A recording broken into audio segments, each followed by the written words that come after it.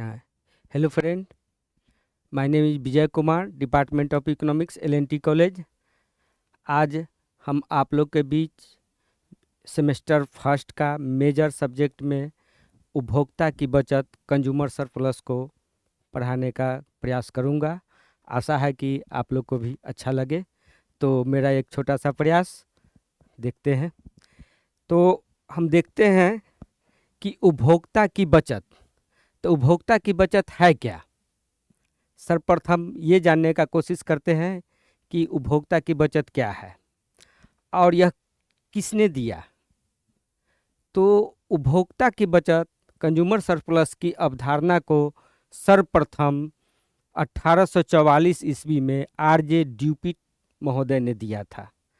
इसके बाद इस सिद्धांत को पुनः आगे विस्तार करने का काम प्रोफेसर मार्शल साहब को जाता है, जिसे इन्होंने अपनी पुस्तक प्रिंसिपल ऑफ इकोनॉमिक्स में बताया, विस्तार पूर्वक बताया और इस सिद्धांत को और भी व्यवहारिक बनाने का प्रयास किया था।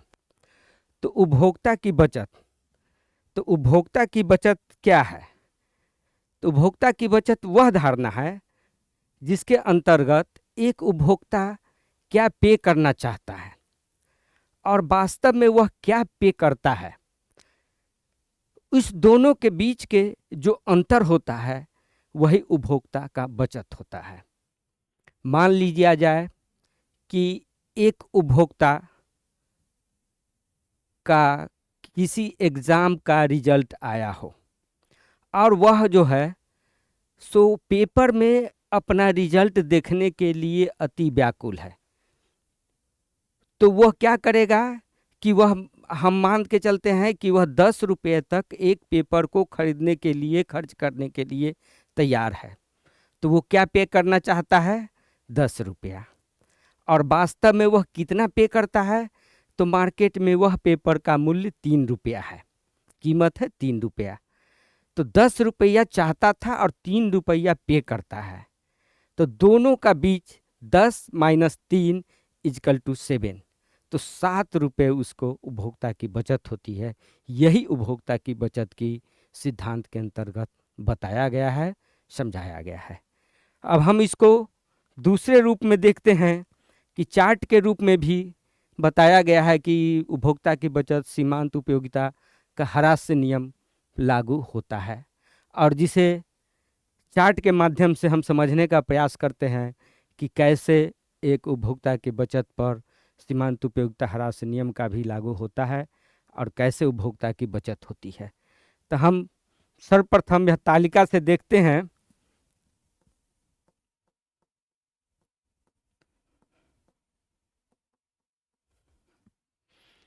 कि एक उपभोक्ता सेब, इसमें सेब का उदाहरण द्वारा स्पष्ट किया गया है कि वह सेब लेता है। तो जैसे हम फर्स्ट रो में सेबों की संख्या 1 2 3 4 5 6 6 सेब को उदाहरण के रूप में लिया गया है, और उपयोगिता यानी वह कीमत जो उपभोक्ता देने को तैयार है। मतलब एक सेब खरीदने के लिए जो फर्स्ट सेब है वह खरीदने के लिए उपभोक्ता जो तैयार है वही कीमत है। अब बाजार का कीमत क्या है, मार्केट में मूल्य है 10 रुपया, और उपभोक्ता की बचत को हम इस कॉलम में दिखाते हैं।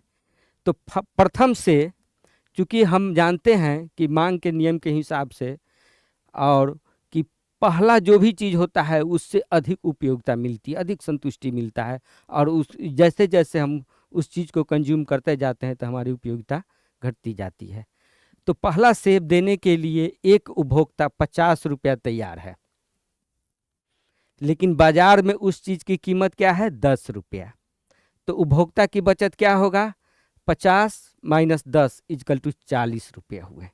इसी प्रकार हम देखते हैं कि दूसरा सेब वह खरीदने के लिए 40 रुपया देने की तैयार है, मार्केट में 10 रुपया है, तो उपभोक्ता की बचत 30 रुपया हो जाती है। तीसरा सेब खरीदने के लिए वो 30 रुपये देने को तैयार है, लेकिन मार्केट में चूंकि कीमत 10 रुपया स्थिर है, हम जानते हैं, तो इसलिए उपभोक्ता की बचत 20 रुपया हो गया। चौथा सेब के लिए वह कितना तैयार है, 25 रुपया, और 10 रुपया देता है मार्केट में, तो वह 15 रुपया उपभोक्ता की बचत हो गई। पाँचवा सेब के लिए 20 रुपया, और उपभोक्ता की बचत 10 रुपया, और छठा सेब के लिए वह 10 रुपया देने को तैयार है। अब मार्केट में भी 10 रुपया ही कीमत है, इसीलिए उसकी उपयोगिता 0, अर्थात उपभोक्ता की बचत 0 हो जाती है। तो हम इस तरीके से हम यह तालिका के माध्यम से देखने का और समझने का प्रयास किए कि एक उपभोक्ता क्या देना चाहता है और क्या देता है। तो उपभोक्ता देना चाहता है 50 रुपया, 40 रुपया, 30 रुपया, 25 रुपया, 20 रुपया और 10 रुपया, और बाजार में चूंकि 10 रुपया ही कीमत है, तो इसी आधार पर उपभोक्ता की बचत पहले 40, फिर घट के 30, फिर 20, फिर 15, फिर 10 और अंत में 0 हो जाता है। दूसरी तरफ हम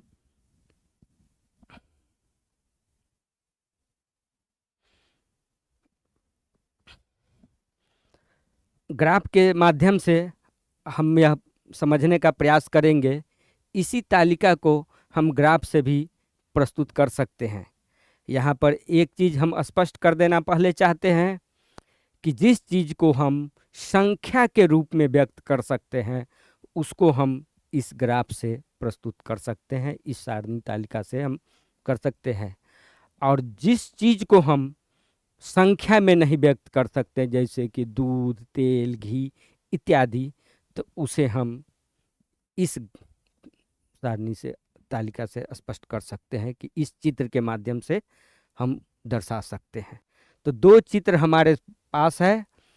प्रथम चित्र जिसको हम माप सकते हैं, गिन सकते हैं, अर्थात संख्या में व्यक्त कर सकते हैं, उसको प्रथम चित्र के माध्यम से प्रस्तुत करेंगे। और दूसरा चित्र जिसे हम संख्या में व्यक्त नहीं कर सकते, उसे हम दूसरे चित्र के माध्यम से समझने का प्रयास करेंगे। तो इस प्रथम चित्र में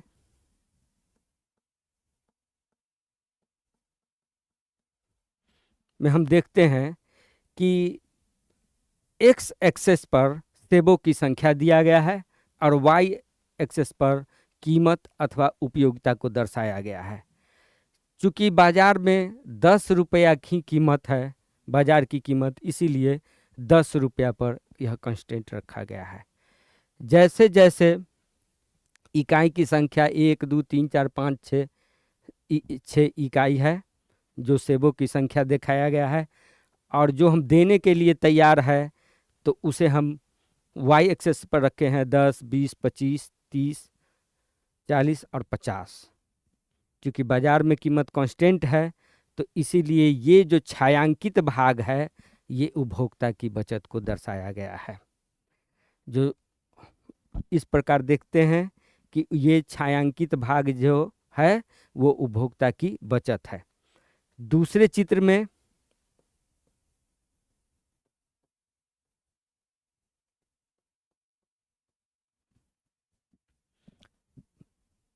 हम यह स्पष्ट करने का कोशिश किए हैं कि ओ एम, इसमें देखा जाए कि ओ एम, पी और आर ये क्या है? उपभोक्ता त्याग कर रहा है, खर्च कर रहा है, त्याग। और ओ एम पी टी यह क्या है? तो उसको कुल उपयोगिता प्राप्त होती है। तो उपभोक्ता की बचत क्या होगा ये हम इसके माध्यम से देखेंगे। तो हम देखते हैं कि कुल उपयोगिता मेरा क्या है। तो कुल उपयोगिता है O M P Y, P Y axis पर पी टी क्या है? ओ एम पी टी क्या है? तो कुल उपयोगिता है। दूसरी ओर उपभोक्ता क्या त्याग कर रहा ना कर रहा है? तो ओ एम पी आर ये भाग जो है ये उपभोक्ता त्याग कर रहा है, अर्थात वह खर्च कर रहा है, देने को तैयार है। तो उपभोक्ता की बचत बराबर कुल उपयोगिता माइनस उपभोक्ता का त्याग। उपभोक्ता की बचत के बराबर क्या होगा? जैसे उपभोक्ता की बचत बराबर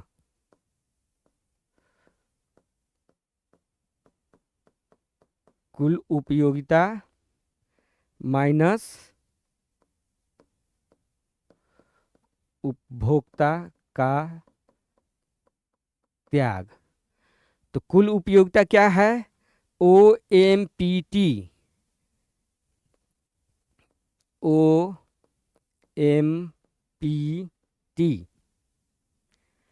और उपभोक्ता का त्याग क्या हुआ? OMPR, OMPR। तो इजकल टू उपभोक्ता की बचत बराबर क्या हो जाएगा? तो RPT, RPT। तो इस तरीके से हम देखते हैं कि उपभोक्ता का बचत इस चित्र संख्या 2 में PRT के बराबर प्राप्त होती है। अब हम इसके कुछ मान्यताओं को देखेंगे कि यह कब लागू होगा, इसके लागू होने का क्या कारण है और यह किस स्थिति परिस्थितियों में यह लागू होगा। तो यह सिद्धांत जो उपभोक्ता का बचत दिया गया है, ये उपरोक्त 5 बातों है, यह लागू होगी तभी यह सिद्धांत लागू होगा। इसके लिए क्या चाहिए?